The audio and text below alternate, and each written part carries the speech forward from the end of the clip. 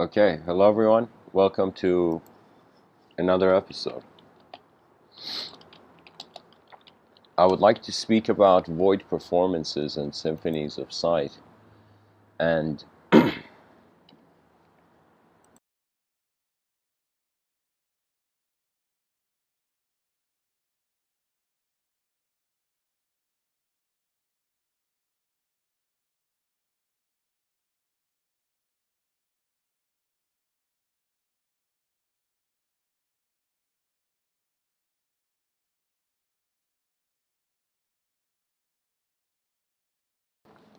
a notion arose to me that I found very interesting, that we are all treating ourselves as existential beings, pretty much a very firm, materialistic, atomic existence, yet it seems to be a performance in the void, you know?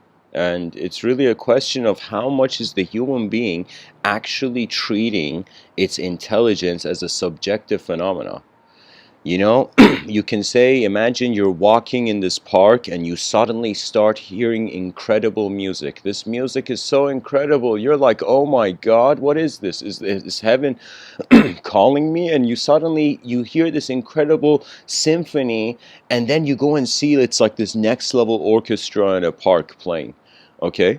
Now imagine that just like how music notes go from one to one, they consecutively change. Just see sight, that from the moment the person wakes up, like music, sight is entering their eyes, different colors, different designs.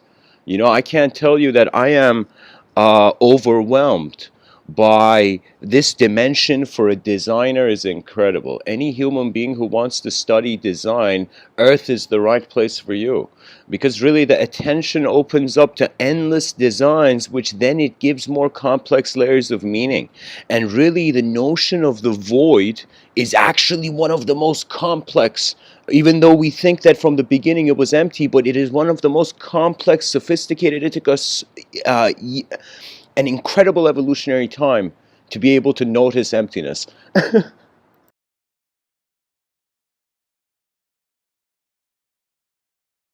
It meant that we had to first see the cup full before we can experience it empty. We needed the illusion of life to find the reality of the void. Now, if one sees that the moment you wake up, it's like there's a symphony of sensory perception, as if your smell, everything you smell is like an instrument, in this orchestra. Everything you see is another instrument, and all of these are being played at once, and your attention is the conductor's, stick.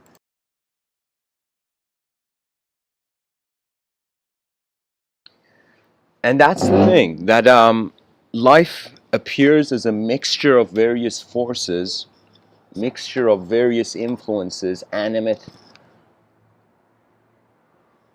factors. And yet, with all this design, with all these symphonies of sight and geometry and color and space, like the dimensions of space,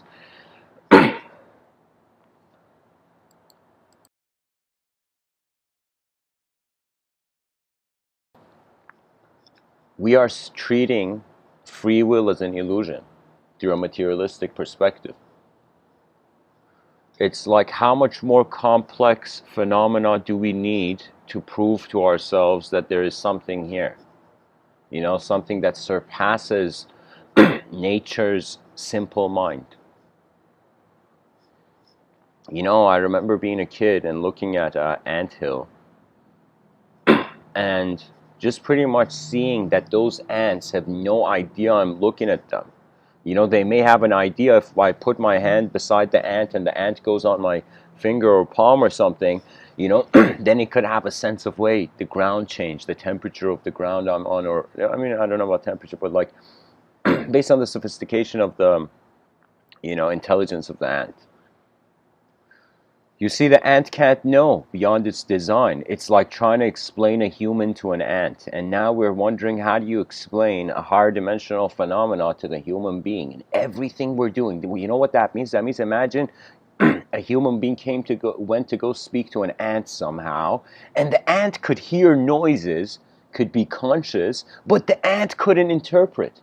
The ant would be like, this makes no sense. This human being makes no sense in my ant world, in my ant sciences, in my ant religions, in my ant philosophies. It doesn't fit. I had the same sort of idea from another angle when I was in Italy, Gerenzano. I was in a hotel and I was outside smoking a cigarette, and I was just thinking about life, just noticing how there is a transitory wind to things.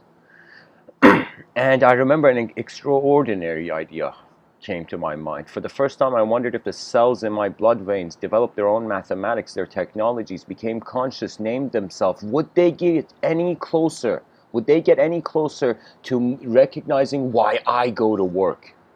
You know? You see, it's impossible, because what we glorify is the limited. And we have gotten accustomed to glorifying the limited, to allowing inefficiency into the rooms of our mind first, and efficiency, and we have forgotten to roar as human beings. As a sort of authority, we are ambassadors of universal intelligence. I mean, what else can we be?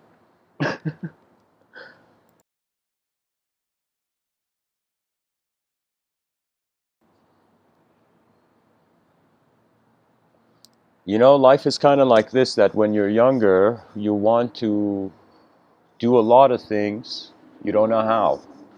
When you're older, you don't want to do a lot of things, but you know how to do things.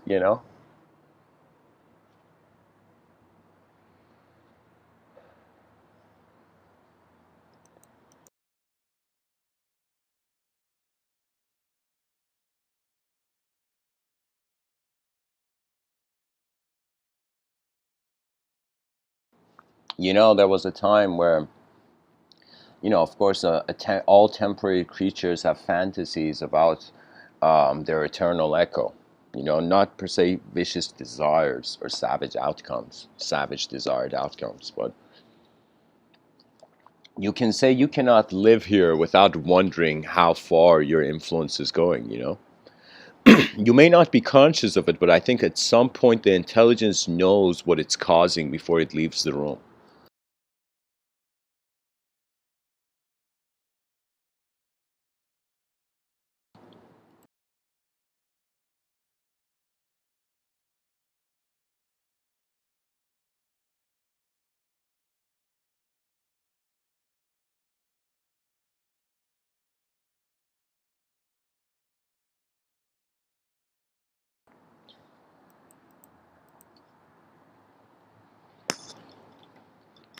Could it be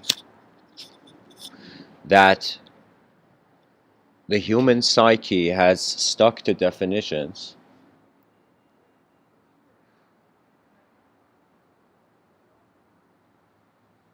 simply because the unknown can't be given a value?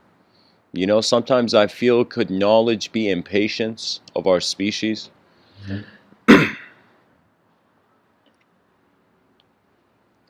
Could it have been that we did not want to see the nature of something, and so we had to declare it? There is something about language that the moment you use it, it's kind of like a statue on a subtler realm. The poet Hafiz says, the words you speak become the house you live in. As if the moment a human being communicates, in a subtler way, there is a karmic influence. You're setting something motion somewhere. And so if life is a void performance, the person really has nothing to lose. That's honestly my encouragement. Sometimes I wonder, where does my boldness come from? And I'm like, oh yeah, I'm temporary. I'm a mortal being. We're here for a little while. There's no reason to hiding a face that we won't have forever. There's so much to life beyond its visible dimensions.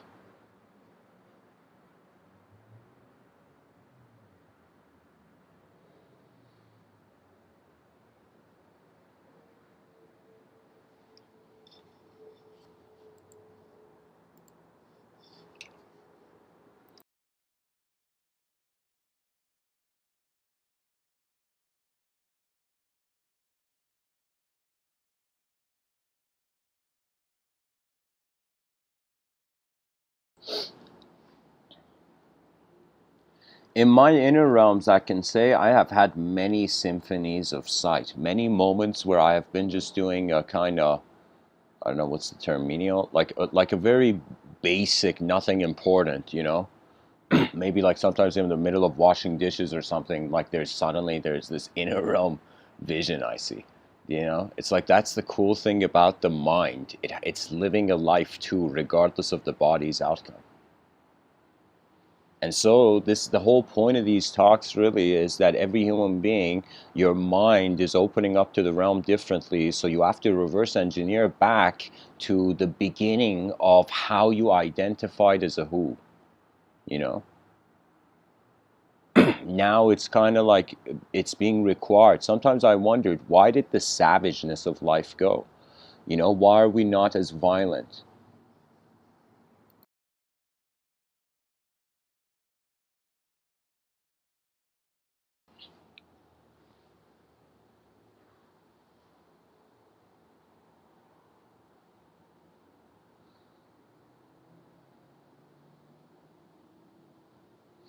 You know, guys, there is certain esoteric ideology connected to sight, not just being limited to color and three-dimensional space.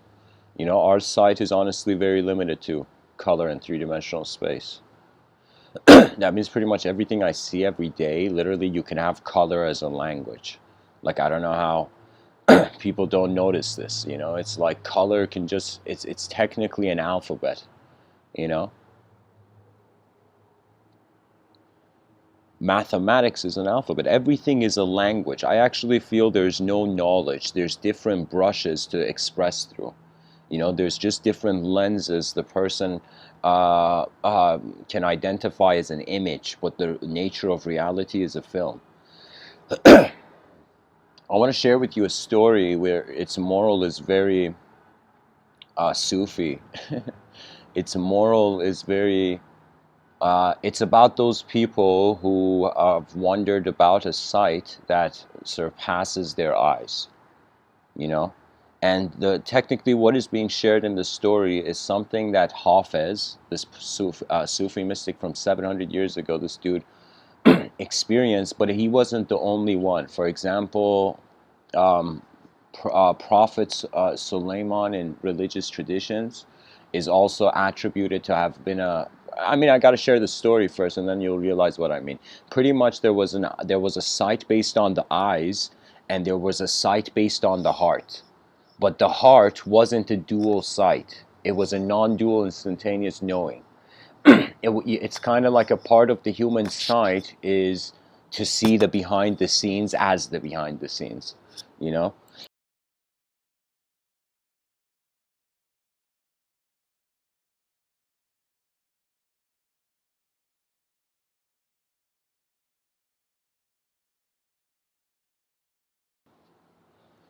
So Hafez, one night, he feels an intuitive calling. This is written in his poetry, where he sits down and he says, from the eye of his heart, he sees that back in the day, 700 years ago, people had slaves, and this slave has ran away, uh, has ran away from its like messed up place, the messed up owners, and the slave has gone to some isolated cave, and the slave is praying, God help me, God help me. Hafez, this dude from like miles away, is just sitting in his meditation, and in his poetry he says, from the eyes of my heart I saw that event. That means from an irrational, non-linear means, he managed to remotely view an event, but an event that had to do more with the animateness of the soul, you know? Of course, he was a mystic, Rumi, Hafiz. And so Hafiz has a disciple, and he gets this intuitive vision when he looks at his disciple, and he says, all right, disciple, you got to go and he literally gives like GPS address somehow, accurate location. Like he tells the disciple to go exactly there and, you know, take a right, and there's a cave there, and yeah, and there's going to be a guy who the masters, like the evil people, are coming back to get him, right? So there's this slave that's ran away, like from some sort of hell. Now that hell's coming back towards him. Do you know? Now Hafiz, from his eye of his heart, he has seen, like, you know, a comrade on the battlefield. And so what he has done is, so the whole intuitive thing, it's also, the moral of the story is also a lesson. Like, the story is a lesson for the disciples, right? So Hafiz says to the disciple, go and get this guy, but you can't say a single word. You can't, when you go to get him, you can't say anything. And the disciple is honest, and accepts the moment, and gets on a horse and quickly rides, and he's like, oh my God, I've got to save this guy, and so the disciple runs, galloping away, and he follows the directions, and he gets shocked, and he sees a cave, and he sees there's a guy in the cave, and he just gets this goosebumps of how Hafiz was correct. But when he gets to the cave, when he gets to the cave, he suddenly remembers Hafiz told him that he can't speak. And he just realizes, oh shit. The slave in the, back in the day, the story's from 700 years ago, like, the slave who was in the, what do you call it, in the cave, sees this guy, doesn't know he's here to save him. The slave freaks out. The guy who's the servant that's running away, he freaks out. And he's like, no, I don't want to go back. Don't take me back to hell. Fuck this. He's like shouting, this messed up intensity. And suddenly the guy realizes it's too late. They're coming. That means the actual hell is coming. And it becomes this seriousness where the guy just ties the guy's hands to his horse and immediately runs, to get out of that space from the actual hell, And so the guy, the whole time, he gets away from the danger zone where the guy would be taken back, and he's bringing them there to free him. And what happens in that moment is that the disciple is on this horse, taking this guy back with the rope attached to his hand, and the guy is shouting, God, no, help, like just heart-wrenching shouts of, like, somebody who feels their freedom's is being taken away. And the disciple is just crying, this grown man just breaking inside, because this is the whole moral of the story, that this servant that they freed, the servant, while his hands are gripped, he doesn't know how close his freedom is. But he's shouting, why am I in the same suffering? And the disciple who knew the freedom of that guy, he just had faith. And that's what it meant. That there are so many situations in life you don't know enough to know if you have failed or not. And victory, for me, there was a time where in my youth, the victory was so out of sight. I was like, okay, victory is like a phoenix. It's just endless effort. If something happens, it happens. It's like a rare phoenix. Oh my God, is that a dragon? Is that a success in the sky? Of course, we got to keep in mind in Chinese mythology, dragons are a sign of wealth, But that was the notion. That was that human beings have access to a life where they are not actually ideas fighting or competing. Let's say, per se, in a capitalistic system. Sometimes I look at all the systems of humanity and I'm like, it's the human beings at the end of the day. That means you can look at a religious ideology and you'll be like, wait a minute, that's ink on paper. Who's bringing that to life? And you see every person's brain is animating their realm in their own way. Which strangely technically means nobody has ever read a book in the same way.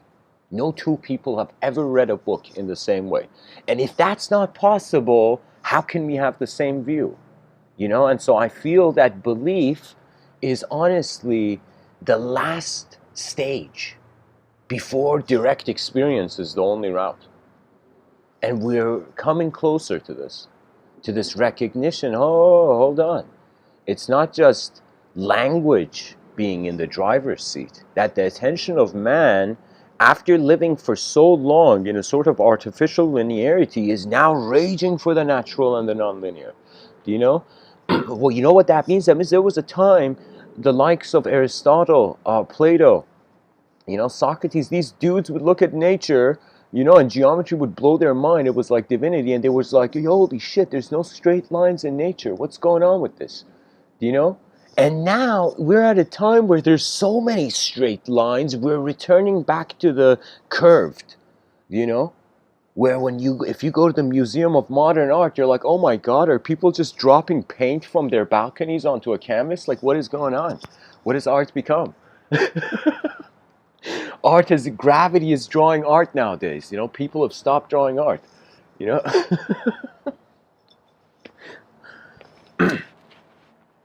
it's like you could totally say there's a field of art where the person doesn't need a brush. They've rebelled against the brush. The dude just gets paint and just pours the paint on the canvas. There's no brush technique. You know, but anything new has a value. I mean, that was the thing about Picasso. You know, some people say Picasso. I don't know how many people know about Picasso, but his artwork's pretty silly, to be honest. But it's very culturally significant at the time. Like if I show you Picasso's paintings, people are gonna be like, "Yo, is this dude's drawing like like pictures for like the back of cereal boxes." But then you're but then you're going to see, no, no, no. It was the time that he brought forth, where Pablo Picasso, his genius was that he had noticed no artist had been humble enough to, in some sense, see and a sort of, I would say it's like he saw beauty in the ugly, you know? And of course, there's different inspirations he's had. Pretty much there's no artist that is just one kind of artist, you know? So guys, this is a picture from Picasso, you know? So many people know Picasso as a famous painting, but they don't know his paintings. And so you see his paintings have chaos, yet they have a humanity to them. Like this very like abstract geometrical face, it has a shadow. Do you see that? It's like when it comes to natural beauty, it lacks, but it still has the humanhood in it, you know? So at a time where everybody was so used to drawing things exactly, like that's really the evolution of art when you go read it.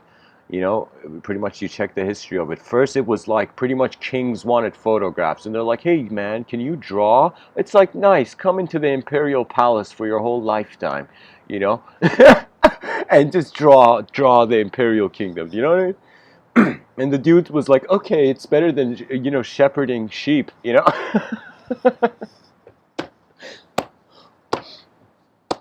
So what that means, what I mean by that is that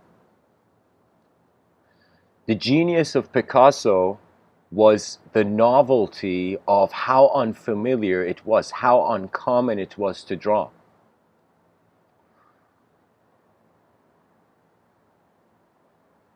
Like pretty much, I would summarize all of Picasso's paintings as a profound joke. A joke that you're laughing at, yet you're seeing something incredibly profound about, um, the levels of the realm.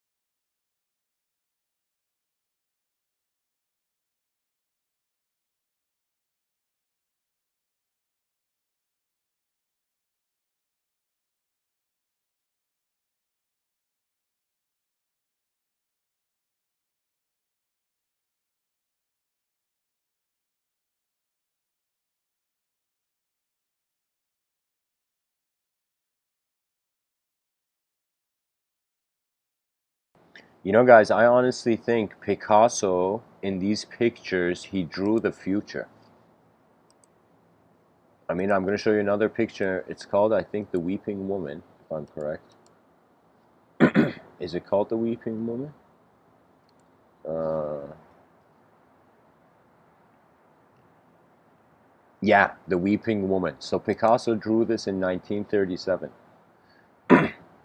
And you know what it is? It's just showing a sort of natural beauty trapped in unnatural imperfection, you know? Because the colors have their own meaning, you know?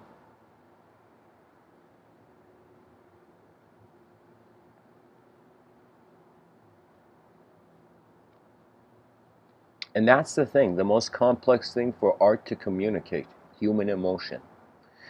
Because an emotion is something for a very higher dimensional being to be able to even bring something of emotion from something 2D means it's like, I mean, honestly, when I see Picasso, you know how he draws? Like I could see it from the way he's drawn. He draws randomly. Artists use this. Like I personally draw, and there's certain times where I just do it's like chaotic, meaningless, chaotic techniques, right? Where you just randomly draw a bunch of lines, then you build around those a set of order, right? So I think that's what Picasso is doing. Actually, his paintings are random emotions on paper, and then he, I think, sculpts his emotions into paintings slowly.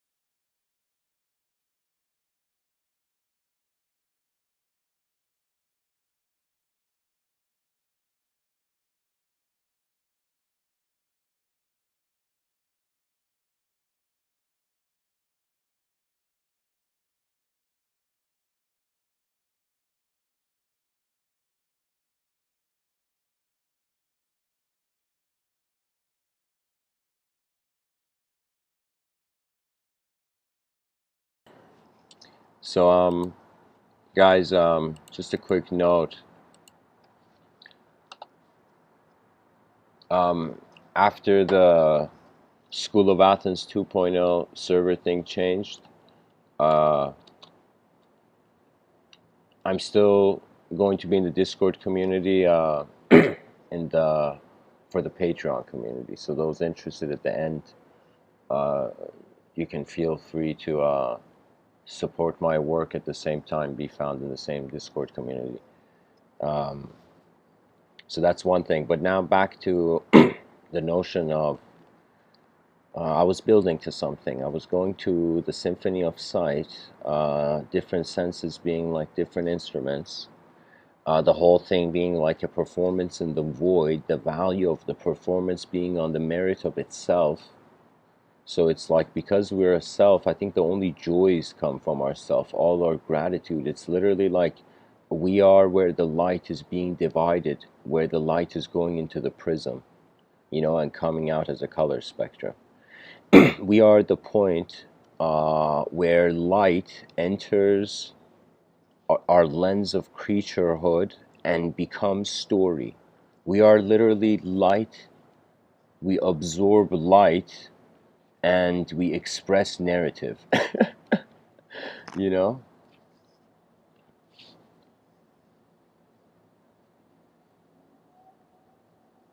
we consume light and produce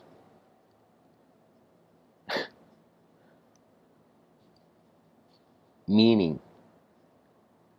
We literally like I mean, light is where the symphony of sight is occurring. Light is the precondition to that symphony. And the void is really where the value of something comes. If you can't see the emptiness of a system, you can't know when the system's going to be to its max potential.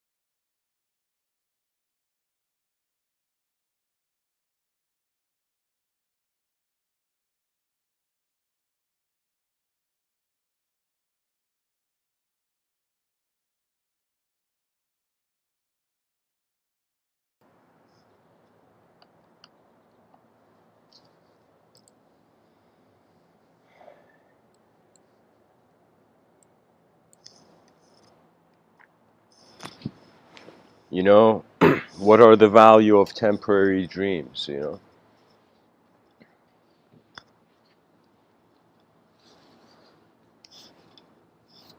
The easiest thing to do is to see a system as null. That means to comprehend something, to understand something, takes more effort. And so let us say there is a battle between these two forces. Let's say there's a part of the brain that endlessly is filling space with matter. And let us say there is a part of the brain, the other hemisphere, fills. So let's say one part of the brain fills space with matter, is seeing emptiness first, then is caring about what's full in the system, and a part of the brain is seeing what's full first, then caring about the emptiness.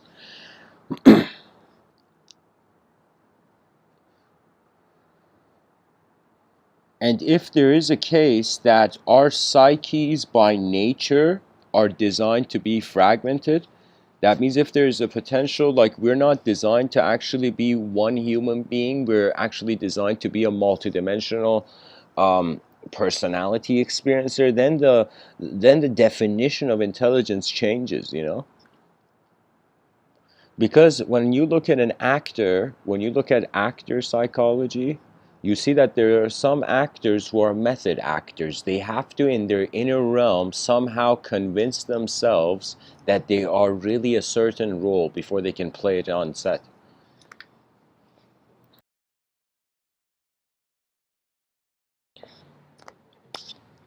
Now, the thing about the actor is that the actor is someone else playing a role.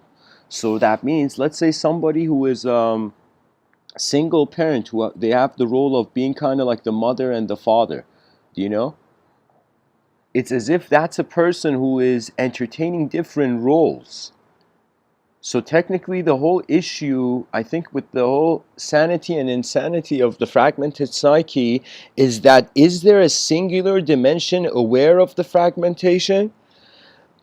Or is it just fragmented in the void? That means a psychology that is aware of the zero, is aware of the one, and then is aware of the multidimensional, is really what we need in society, rather than the void and the multidimensional. When it becomes the void and the multidimensional, that means the person has seen the emptiness of the inner realms, so they don't care for thought. You can be pushed into that rough-heartedness in this life, you know. Some people, words are, they honor them. You know, I feel like there's a spirit to language, believe it or not. I feel that in every moment there is two minds in one room, or as many minds in a room. When there are human beings in the same moment, it generates a soul. It generates the third witnessing mind. So it's like two minds in communication suggest the witnessing of the third mind. A third mind in communication with another mind is being witnessed by a fourth mind. So technically we can say there is an endless regression or expression of witnessing. The witness is endless. So if the person seeks story, you can endlessly animate stories out of the realm. You know, the person can worship an object, you know, they can worship a subject, some people can even worship a color. Do you know, what if we start having the future, all the colors become like religions, you know? Some people just believe in greenism, and their building is green, their clothing is green, their hair color is green, you know? Can you imagine some people believe in bluism? They're like, no, man, it's like the greens are wrong. You know, and some people believe in redism, and that's really what it is. It's like, just like how colors are meaningless, yet they are different with a different, like their existential value is different, but experientially they're just a color. Similarly, I think it's the same with all of language. They're all just different symbols on an empty page. That means all the person's memories are different words, and the true presence of the mind is like the empty page where it's written on it. And every day I wake up, it's like my life has a sort of I think everybody's life is like this. We animate.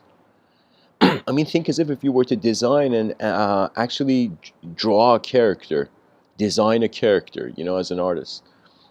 You would see that you would be paying a lot of detailed attention to every part.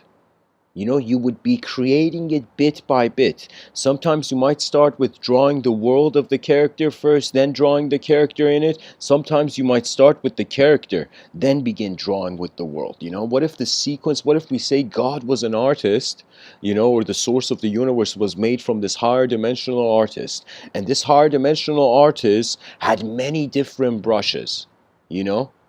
And our universe was just one of the brushes, you know. Or let's say this artist came to design the universe, you know, and this artist came first from designing the mind, and then came designed the world, then designed the body of the individual mind. It could have been in any whatever kind of sequence. It's just that it is so phenomenal that we are here. And this is why Rumi says there's 10,000 ways to kneel down and kiss the earth. It is the humility of the next war no longer being actually running towards picking up a weapon, but it is running to let go of one. It is a complete disarmament of the individual self that endlessly will desire. Have you noticed your desires can never end? You know, you can, as long as you endlessly desire, your attention goes on different things. You can want endless things. It's literally like those sushi restaurants where you sit and endless kinds of sushi pass away. You choose one and they're like, no way, there was another one.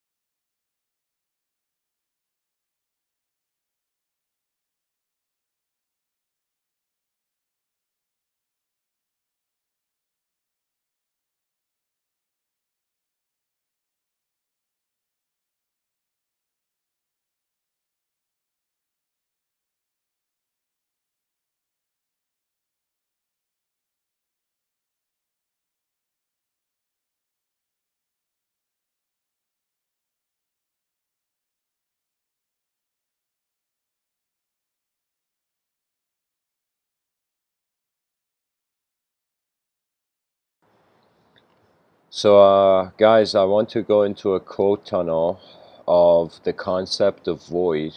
For those who are new, a quote tunnel is pretty much me diving into how the inner realms of people back in the day looked at the world, opened up to the world.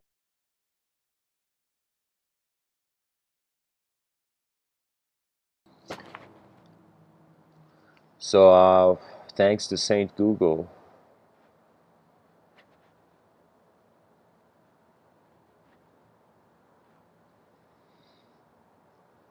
all the quotes in history about the concept of the void, some of the profoundest are here. So I will read them. Command with a K, Kujuri. Moments of suffering are meant to empty us so that we may have the potential to tap into our truest depths. Robert Bly. The beginning of love is a horror of emptiness. Jean Rice. I am empty of everything. I am empty of everything but the thin, frail ghosts in my room. Dude's tripping. But guys, I'll tell you this: the Robert Bly quote before that, "The beginning of love is a horror of emptiness." There is something so significant in that because it is our non-acceptance of emptiness that really is fueling our livelihood. It's as if the person's like emptiness, non-existence, not today. You know the guy. Yeah. It's like the person's like, I've been running from emptiness my whole life. Little did I know, everywhere there's emptiness. Mehmet Murat Ildan. A sad soul needs an infinite horizon which can throw all his sorrow into the silence of the eternal emptiness. Yeah, sometimes you need the world to, carry some of its own burden.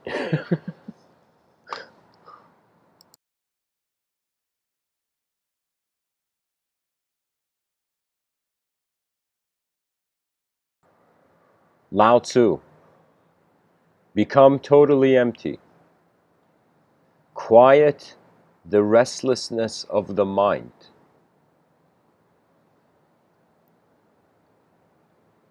Only then will you witness everything unfolding from emptiness. That means that's the algorithm, guys.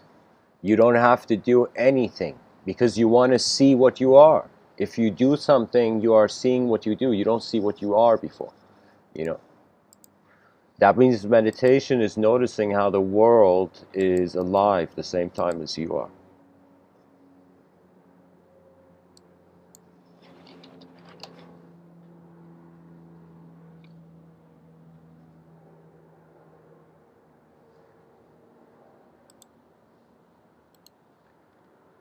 Rajneesh says you're not feeling empty because you don't have much money. You're feeling empty because you have not yet encountered your real self. You have not come to your authentic individuality. And only your mortality will awaken you to your authentic individuality, guys. When you realize things are temporary, you start making moves, you know? Jane Roberts. There are so many empty people walking around on this little planet.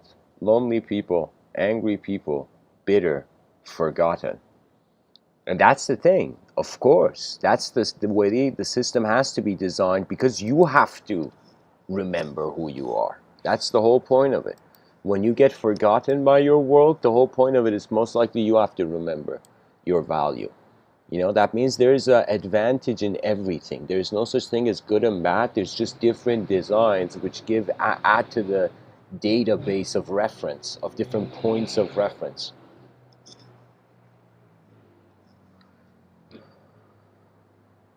Richard Syken. I swear, I end up feeling empty, like you've taken something out of me and I have to search my body for scars. Oh my God.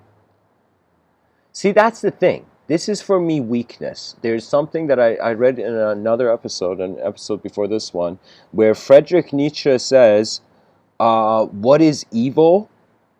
Whatever that comes from weakness. That's Friedrich Nietzsche, this German, profound German philosopher's view.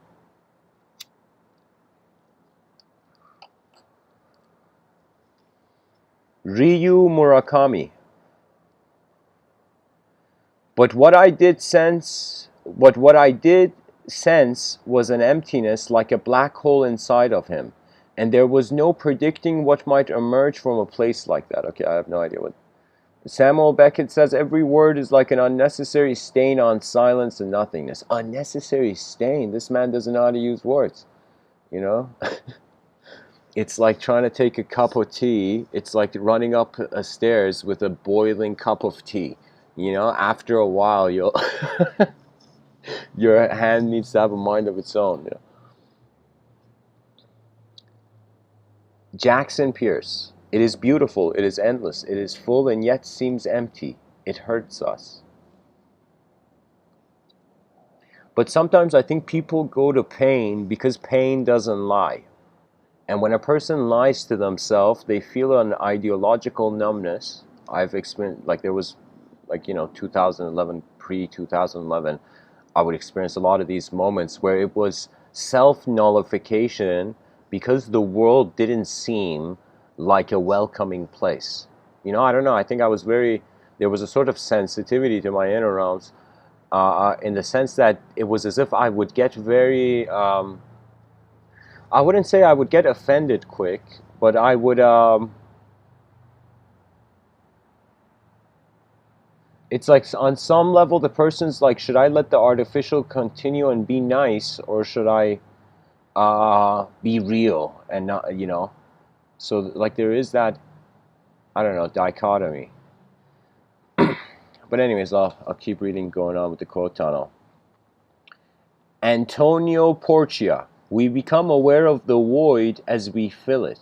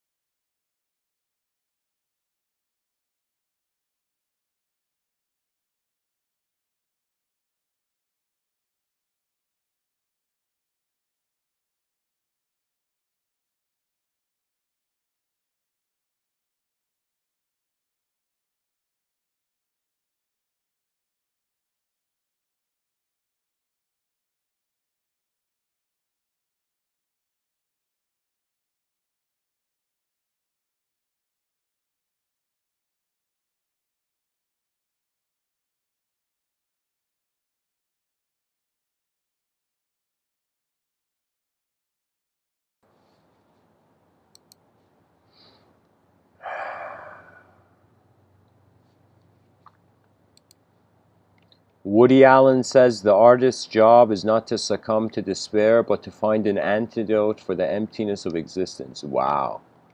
You know, who knew Woody Allen had these kind of thoughts? Santosh Kalwar. Life is an empty bottle filled with love. D.T. Suzuki.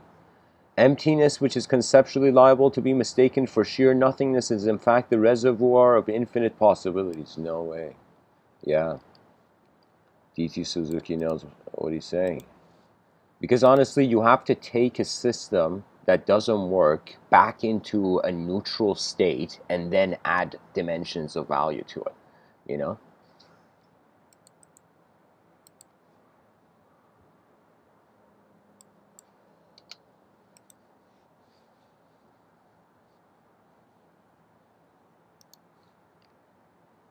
Blaise Pascal.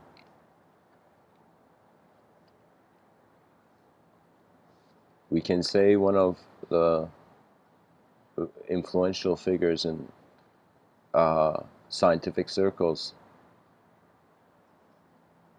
Pascal, one must know oneself. If this does not serve to discover truth, it at least serves as a rule of life, and there's nothing better. Yeah, because the more you know something, the better you control it. The more you drive a car, the more control you have over it. So the more consciously you live your life, the more it is true. It's literally like, I think sometimes it's like a muscle. You keep working it. It's like it has that active memory rhythm in the background, you know?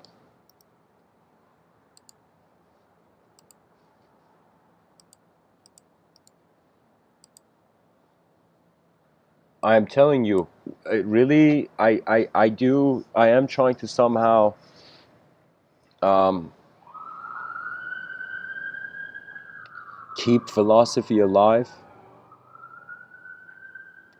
But I'm telling you, it's such a design era. It's a design, we're moving into an era where Marshall McLuhan, I would say even Buckminster Fuller, it's like the great designers and those who dare to comprehend engineered landscapes.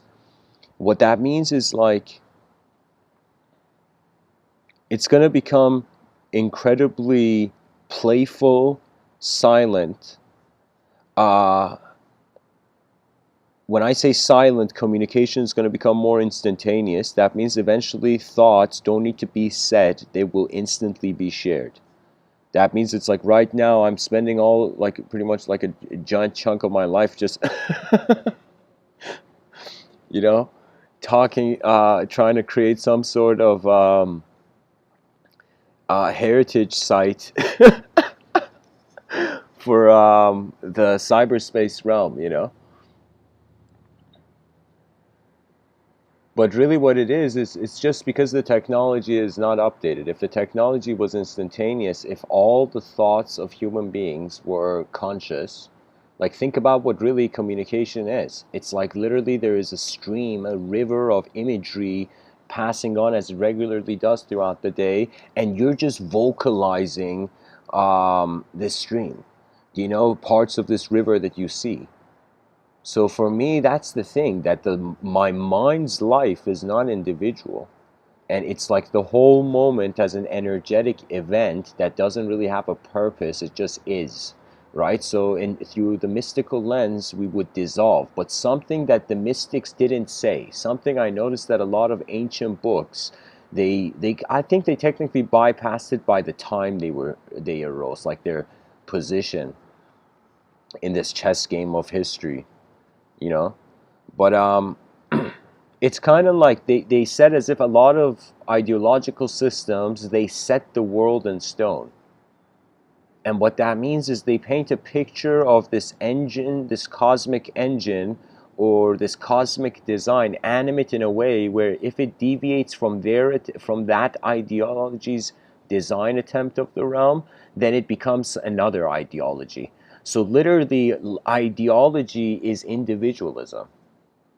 You literally can't have an idea if you're not an individual. Then who's having the idea, you know?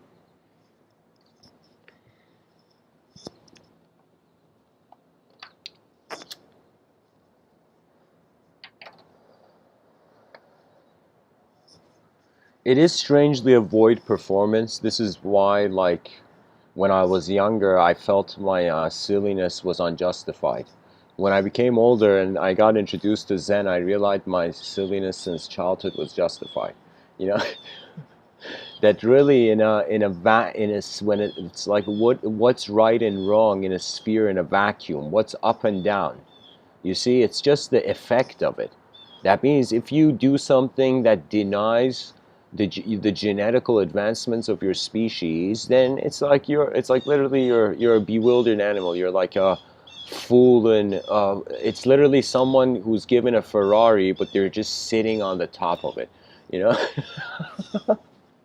you know, going the path of violence and just the physical life. I mean, it is important. Health is important, but I'm telling you, more important than that is trying to evoke in your genetical torch that you're passing down more and more desires that are not a body wanting an object wanting an object, or necessarily a subject wanting an object, but you could say more going towards how is the meaning there, like what makes the person feel they have something in a changing world, right? So there's so many angles to it. The more are, you can say, alphabets of image or alphabets of just like the basic languages, you know.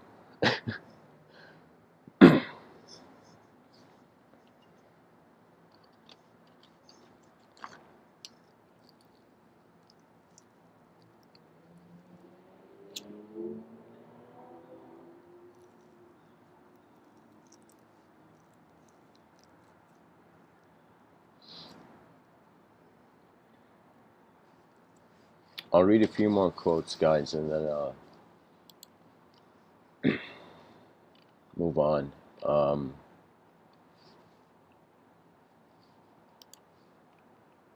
Alan Watts, Alan Wilson Watts.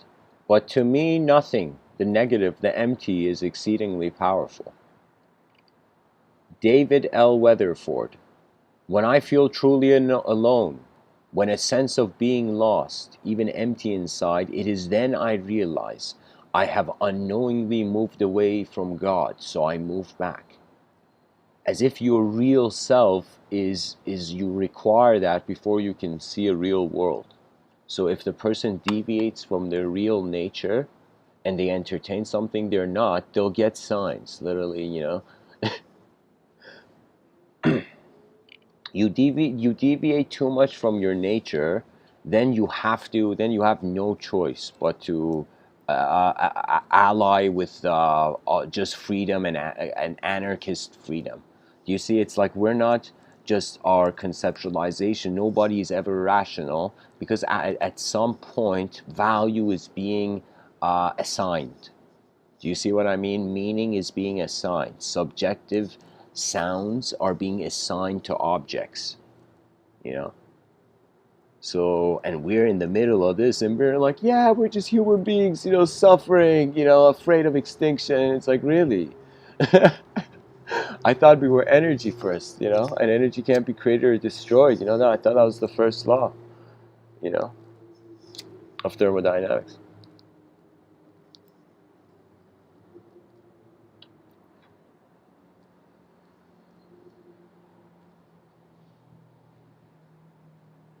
Kimberly Novozel. I decided I would fill the emptiness in me with God and with paint.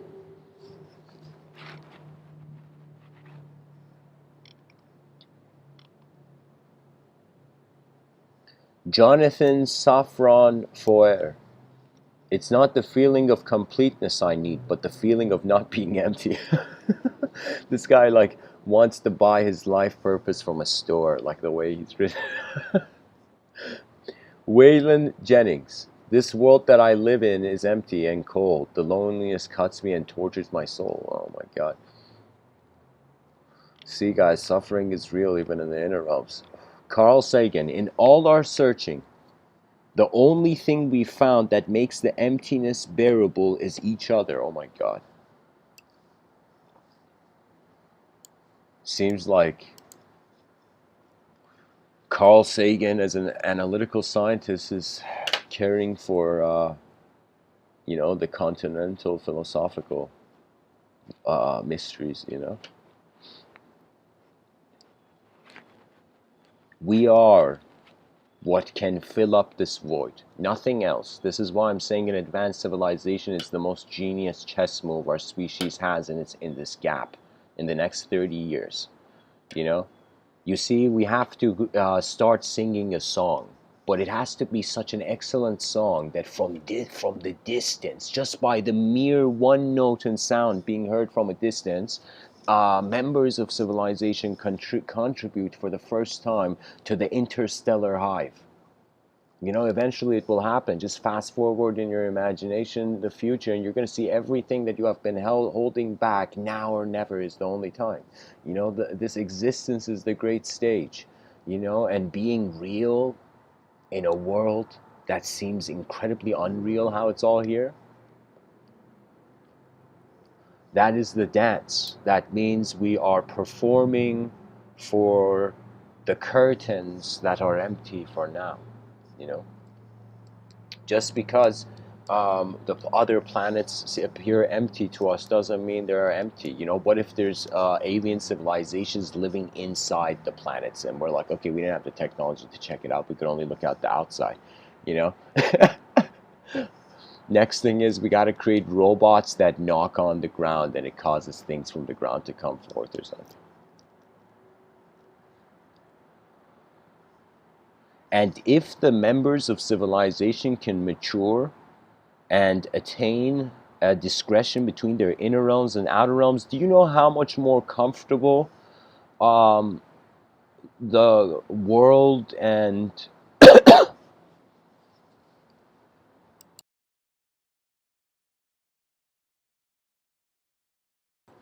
the more mature the citizen, the less immature the governing power can be? You see, for me, after some point, people are looking at, like, I'm pretty sure the dictators of certain countries feel this.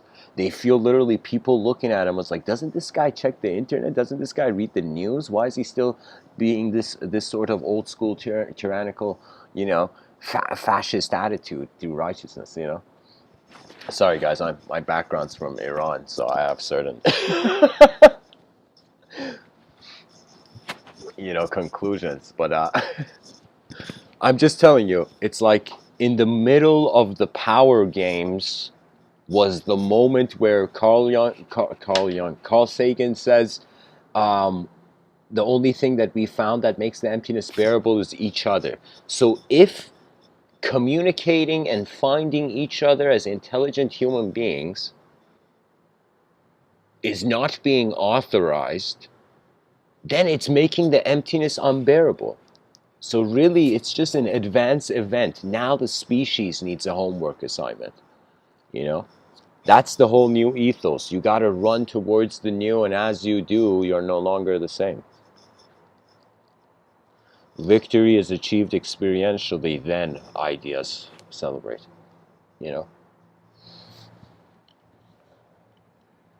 Debasish Merida. I'm butchering these names, guys, but anyways, emptiness is not a great loss. It creates a great opportunity to fill yourself again and again with great love. Arthur Erickson, illusion is needed to disguise the emptiness within. And last but not least, Swami Dayan Gittin. Oh my God. I think, like, at this point, any sort of random sound, I'm gonna assume it's a name in some culture. The inner emptiness is the door to God. Bravo. Bravo. Swami, Jesus, Zayan Gittin has said one of the most incredible sentences, and one of the most necessary sentences of this modern time, that human beings will eventually, in an inefficient system, imperfect system, experience imperfect moments. Now, when you do, something unique happens. It becomes cornered animal psychology, where a decision has to be made that if the person wants to live as a world in the moment, or if they want to live as a self. if you want to live as a self, individual desire is the need. So sometimes those people who go into non-dualistic states, they go in, like those yogis that would go into samadhi for like let's say a year or something, they would have to wake up, and the way they would wake up is that desires would layer. So there would be layers of desires that would bring them from being a mind that is moving a body back into a body that is moving a mind, right? And this piloting from the yogic perspective was so intuitively done that it had nothing to do with technique. It had to do with trust leading to the technique. That means many of these things that I share in these talks, I am saying for the first time ever. And I am hearing myself saying it, as I say it.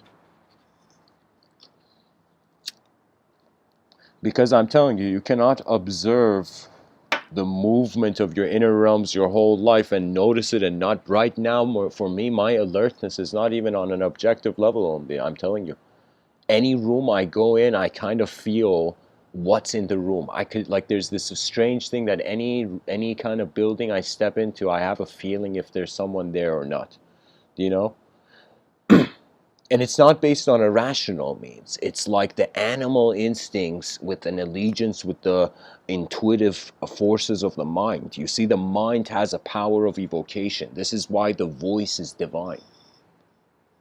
The voice is the irrational. In a rational system will become the divinity. In an irrational system, rationality will become the divinity. You see? We're just playing a game of geometry, and we're pretty much juggling three worlds around and thinking that we are in one world.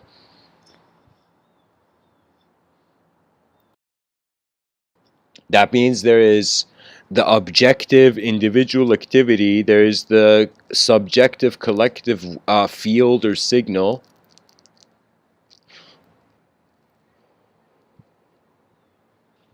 and then there is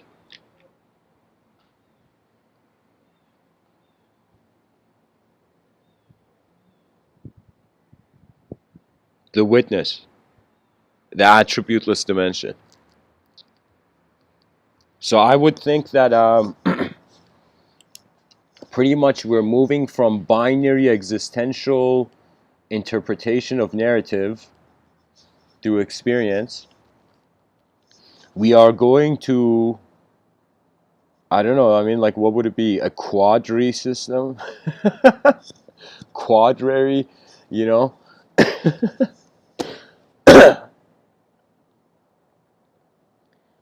Pretty much four dimensions. I feel like, I mean, I've designed a model myself personally. You can say this is, I call it the ring of the absent heaven, where everything in this realm is stretching from imagination, or even in the inner realms, can be depicted in this model.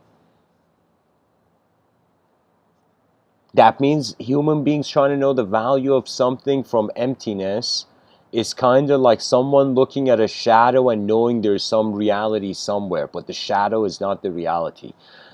The language of our lives that is like walls over the walls that we see, subjective wallpaper over objective walls, subjective wallpaper of meaning.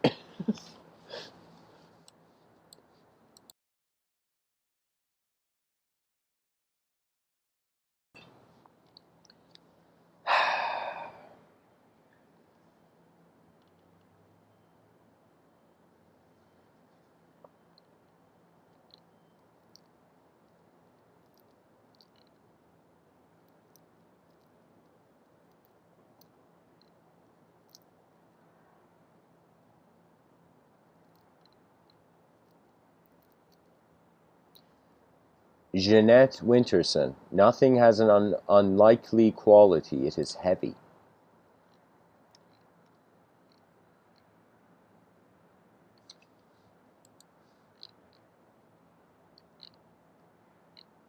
Kabir,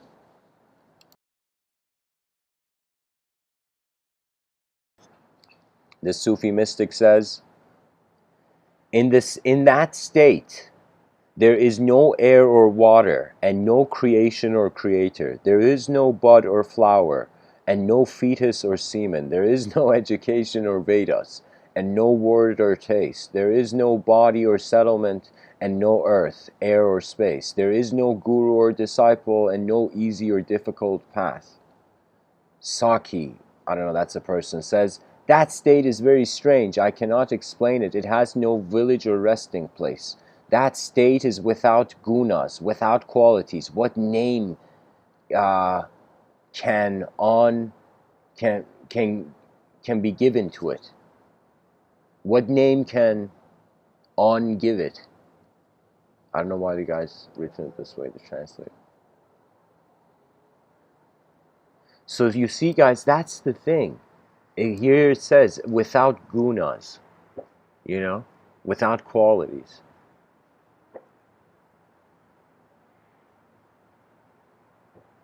A state of being where there is no quality. Literally, it means silent and still life. We are alive in the silence and stillness. We notice this. We won't fear how the movements and sounds come and go. It's just a rare opportunity, you know.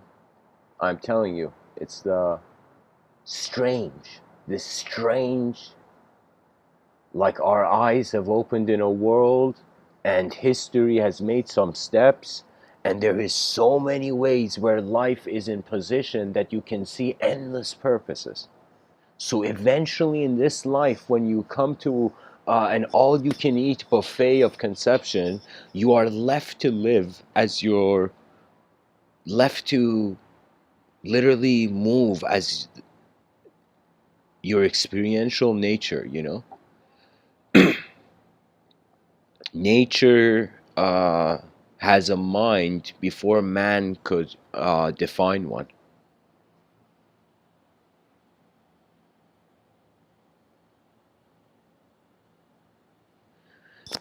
It is an evolutionary return to nature and a recognition that language is the tool of the gods. And now we wield it for a little while. How shall the world enter the future's years? You know, now is the time for poetry. In 30 years, after technological singularity, there may not be that much of a need to speak. Cyberspace is going to become more interesting than nature. You know, in my childhood, I climbed trees. Now, nobody cares. You know, and the trees are like, oh my God. You know,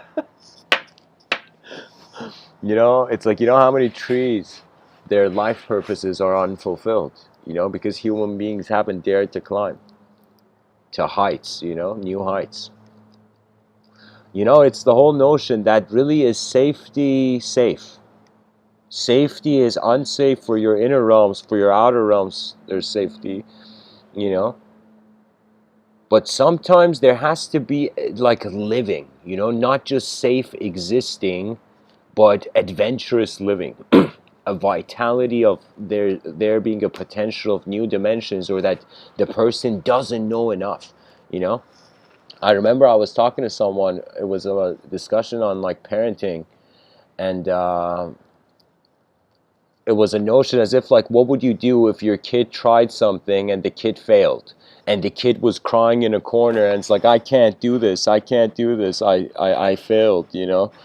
Like, what would you do as a parent? And most parents would be like, it's okay, there's next time. But there would be, I was saying that's the wrong attitude, that the parent should go to the child and it's like, excuse me, how do you know? How do you know you're not good at something? That means if you endlessly try writing a sentence every day, you might suddenly realize you have an incredible taste of, not taste, but like an incredible rhythmic ability with language. You know, every mind harbors its own gifts. It's pretty much X-Men, but on a micro scale. You know, on like our DNAs being different.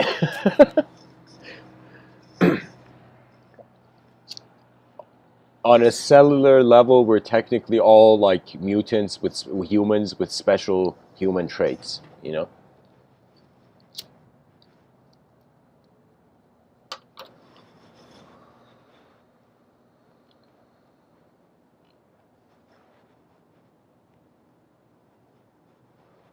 Aspen Mattis.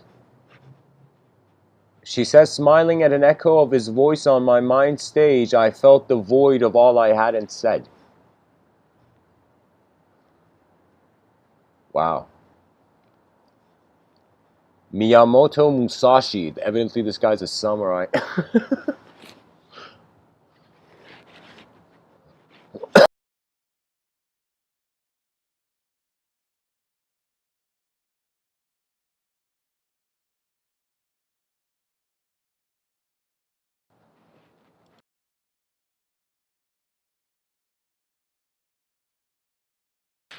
Miyamoto Musashi says, in the void is virtue and no evil.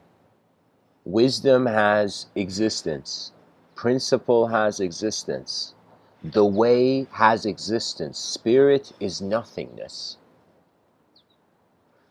Nothingness doesn't mean emptiness. It just means there is more than thingness there. There's more than stuffness. I mean, honestly, like, the word ness can be added to anything, you know. There's probably some people in, like, Scotland, their last name is Ness, you know. My advice would be to those people to name your child Great, so literally your child's name would be Greatness.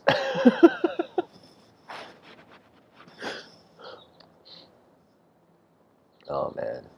Life is honestly very playful. And right now, we haven't had robotic religions yet. We haven't had people worship technology, but there may come a time where they may. Some people may think technology is the most divine intervention, the next divine thing that human beings never expected. A sort of cybernetic union of inner realm access to a vision. That means I'm trying to think right now, like sometimes when I give these talks, I'm trying to remember quotes. But I thought, if like, imagine if the person's memory somehow was like a small river connected to a stream. I think here's the thing that I Elon Musk was talking about, like needing a lot of people to develop the interface. For example, like companies like Neuralink, they're trying to think, all right, if we were to connect a computer to a human brain, okay, so how would the interface, how would the human conscious free will connect? And I found a strategy to that. And the strategy is so different than how we commonly think about it, because the view I thought was that the person has to literally take steps towards the cybernetic mind, because so that through their own free will they entered it, and from their free will they can exit it. So we have to, rather than trying to connect people's heads to a computer or to some collective memory, output, we have some sort of like a room, as if it's like a room, and the person literally from a starting off from a virtual reality level has to walk into that cybernetic mind. So I would say the best way to be in a world that you don't want to get injured in is to never be in it. Okay. So it's like, in other ways, some people say that it's like the best time to quit smoking is to never buy it in the first place, you know.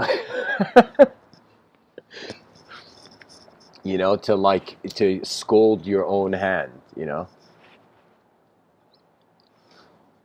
which is a battle not every person can win. But I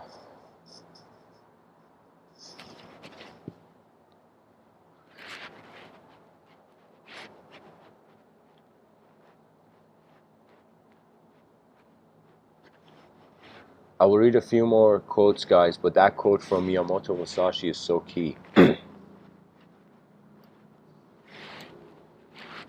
That in void man's nature so is that what is evil and good. It's like there is something harmoniously being before this language and stories begin trying to occupy uh, space in our vision. There's so much reform that needs to happen to the educational system, And what's hilarious is, like, I think intuitively the educational system knows that there's going to come a point where it's going to be seen as inefficient that one type of system for 8 billion different DNAs, different eyes, different conditioning. So we have to totally change. I think it's going to be that maybe um, people start meshing businesses and schools at the same time, so every person's work is technically like an economical course. So that means education technically never stops, uh, and work is just intertwined. It's just so many things need to change that even me bringing up these ideas, there's a lot of layers I have to build before. But anyways, guys, Michel Foucault says, it is no longer possible to think in our day other than in the void left by man's disappearance.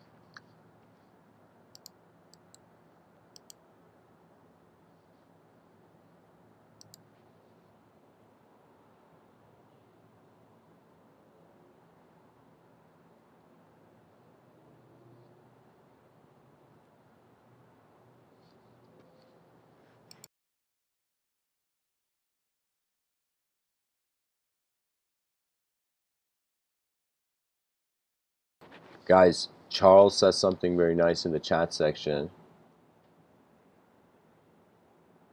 You can only be bad at something that you have not practiced enough yet. Yeah, anything if you just you hold single pointedness of mind, as they say in meditation, or concentration on anything, you just endlessly, anything you keep looking at, you just have more automatically curiosity towards.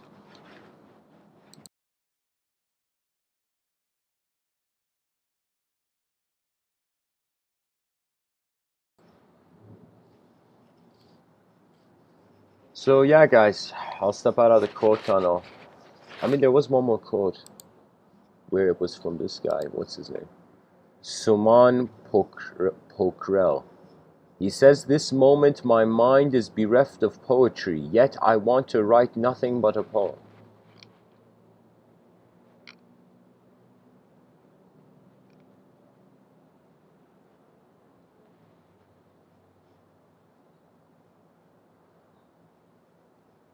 Somaya Kedia.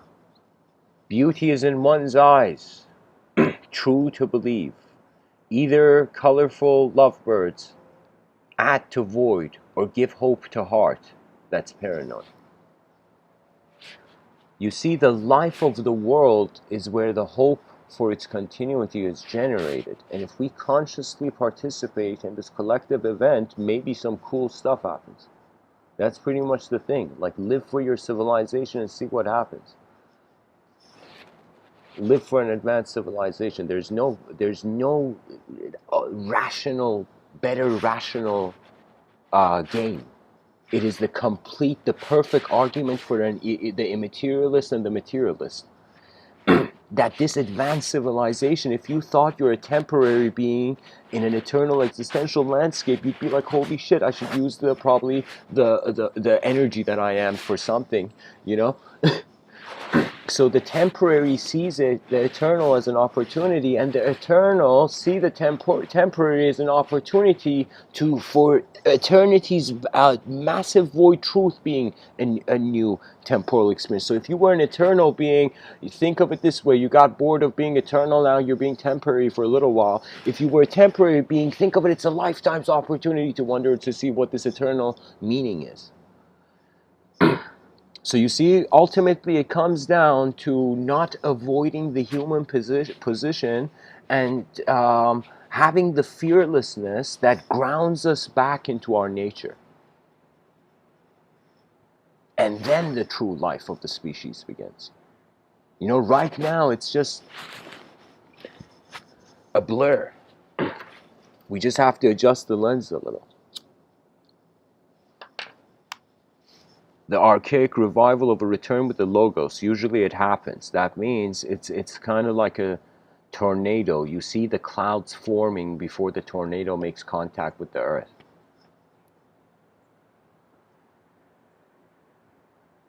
In my inner realms, I could totally see before the next words I say how they're just from a sort of empty ultimate, not empty unconditional view arising in endless conditions, because there is no lack of information.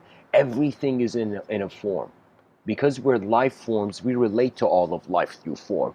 You know, so technically I would say everybody has, every language, its sub language, it has been the skin of a true geometrical language.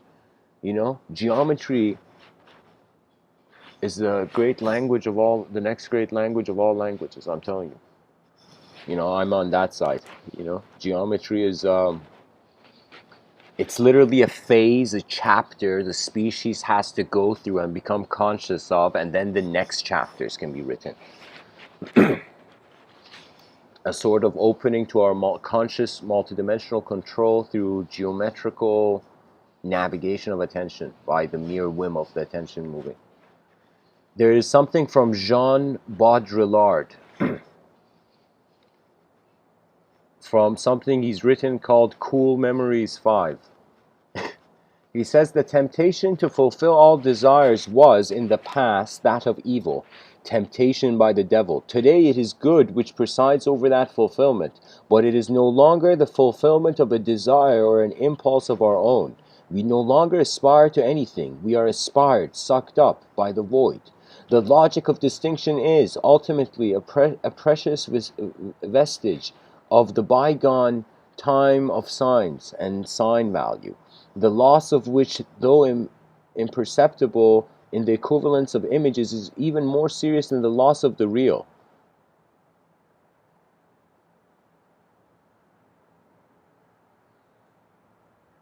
Yeah, so if we lose the ability to discriminate, it doesn't matter how much we attempt to see the imperceptible, the unknown, we can't process it.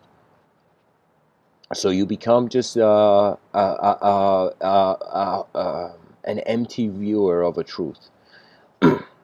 So just to continue, Jean Baudrillard, he says the logic of distinction is ultimately a precious vestige of the bygone time of signs and sign value, the loss of which, though imperceptible in the equivalence of images, is even more serious than the loss of the real. Prestige, challenge, rivalry, privileges, it was, at bottom, the golden age of symbolic violence, the only antidote to democratic erosion, and to eliminate that violence, it was at bottom the golden age of symbolic violence, the only antidote to democratic erosion, and the great game of equality of opportunity. It is doubtless as absurd to wish to eliminate that violence as any other. It is better to stop the hemorrhage and live in a state of perpetual transfusion. Oh, sorry, he says, is it better to stop the hemorrhage and live in a state of perpetual transfusion? Yeah, he's pretty much saying, like, how much should we care about our roots?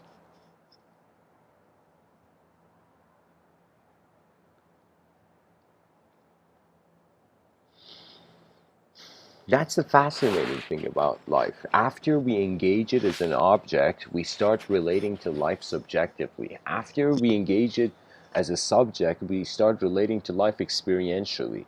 But then, for experience, it's so momentary that there is no distinction. So think of it this way, that you as a human being are trying to, I think every person should have a journal, you know, maybe in the future the educational system makes this mandatory, that children start documenting for themselves, not for anybody else's eyes, for their own eyes, the different states of mind that they have journeyed through. So when you have a bad day, instead of thinking your whole life's bad, the person just picks up the pen and it's like, all right, in this day, the state of existence appeared in this manner, and da da da da da. And so you in some sense share the world before before you can lose the observance of it, you know.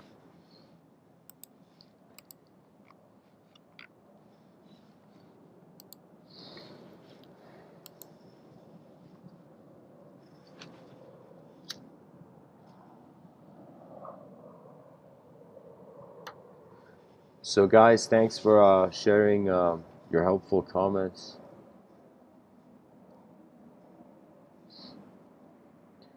And honestly, I've reached the end of the talk, really. All I can say is that, you know, that kid is standing on the shoulder of a giant robot. That giant robot is standing on the shoulder of a universe. You see, it's like this is the fascination. I mean, when I look at that kid on the robot's shoulder, I just think about how cool it would be to stand on a giant robot's shoulder, you know? Like, really, it's about also the evolution of the free will, maybe surpassing the individual ego, and we just stop, like, being archaic with that mask, and we just usher in the neo human. That means, what if so many people in life were wondering which path to follow actually should be explorers? You know, what if life is this giant mountain, and instead of people wanting to be encouraged to walk in the same staircase built before, what if you have to go, in some sense, as Rumi says, unfold your own myth? Like, it's like, as a human being, do you not wonder why you are here? I mean, like, these talks of mine, they are pretty much um, uh, um, a mind on display. But I'm saying, like, your own mind has its own glow. And when it becomes your teacher, when your whole moment becomes your teacher, you will access a poetically universal memory. So once you, um, I guess, through some event of trust, superimpose yourself beyond image, beyond idea, you stop judging yourself. So it's been so long, guys, where I don't really have a story of value to myself. You know, I have visions, but I don't have per se a need to keep everything in a changing world static in a certain way. You know, it's like the game of belief is boring. You just feel after a while that you have the world is passing you by and you're not seeing it. You know, and that is truly a sin. To even if the person was religious, you know, them not seeing God's creation. That means technically, I'm like, how can religious mentality be violent if everything is God's creation and God has the steering wheel in the first place? You know, that means how could to the religious person there be, in some sense, for example, the person, another human being? It's as if, did we suddenly forget that it's not the creation of the creator from a religious perspective? Do you know what I mean? So technically, there is no justification for violence. It's just emotional outbursts of a certain conditioned brain. So when we realize violence is from brains, you know, that ink on a page can't pick up a sword and kill someone, you know. So we see it's the human thing. We got to separate the human being from the ideological system, or some person who's perhaps using the ideological system in a pleasant way will feel dismissed. So we have to discriminate between a truth that is here and a truth that never was. And this is the sword and shield of the mind that has noticed why the light is here. So anyways, guys, I would encourage the listeners to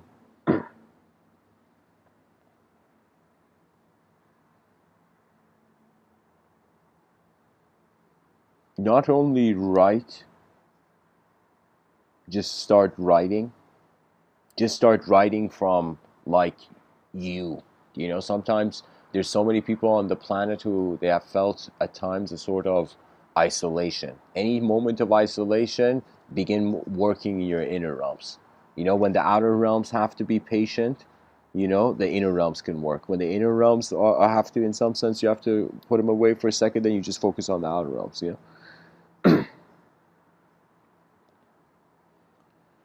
And yeah, so void performances and symphonies of sight and the alphabet of images we have, and how all the letters in the alphabet, when they become words, the whole purpose of words is to share images. So it's hilarious that the word has a similar existential value as the letter in meaninglessness, you know? But it's the human eyes that suddenly see the word and see it, see like it's like those random letters suddenly placed beside one another in the right way became a sort of access code of meaning of something, you know.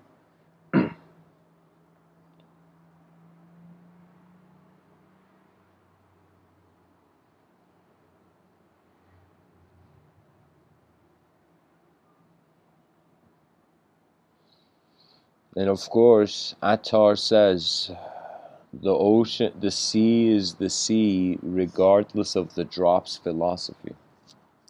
That means there is that component to truth that, regardless of however way man wants to embrace it, it has its own nature as well.